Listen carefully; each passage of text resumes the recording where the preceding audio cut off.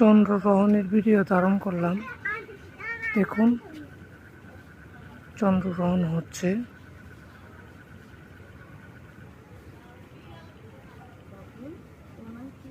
চাঁদ প্রায় লাল হয়ে গিয়েছে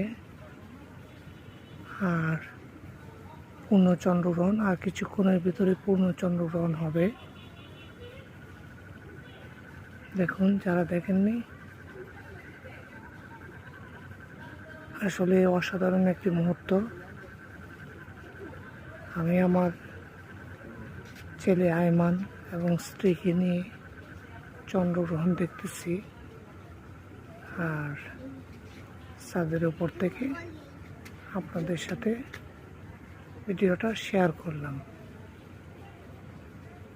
কেমন হলো জানাবেন আপনারা।